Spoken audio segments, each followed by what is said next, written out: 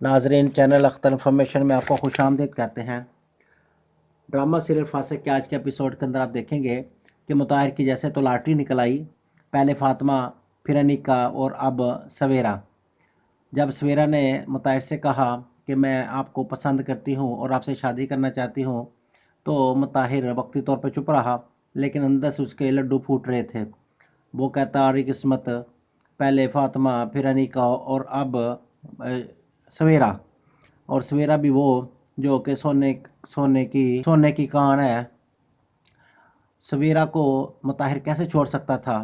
اس نے فیصلہ کیا کہ سویرا سے بھی شادی کر لے گا۔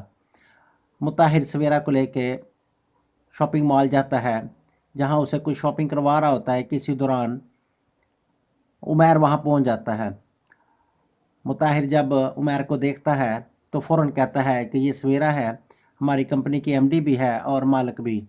لیکن عمیر کو شک ہوتا ہے۔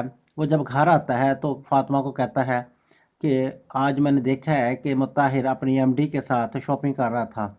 بظاہر تو ایسے ہی لگ رہا تھا شاید کہ کمپنی کا مال خرید رہا ہو، لیکن اندر خانے کچھ اور بھی ہو سکتا ہے۔ فاطمہ جب یہ سوچتی ہے تو وہ ڈر جاتی ہے، کیونکہ اس نے پہلے بھی انیکا کے معاملے میں اسے جھوٹ ہی بولا تھا۔ وہ اسی سوچ میں غرق ہوتی ہے کہ مطاہر پہنچ جاتا ہے۔ مطاہر جب اسے پریشان دیکھتا ہے تو اسے کہتا ہے کیا ہوا، جس پر فاطمہ کہتی ہے کچھ نہیں ہوا، لیکن وہ مطاہر کی طرف بڑے غور سے دیکھتی ہے۔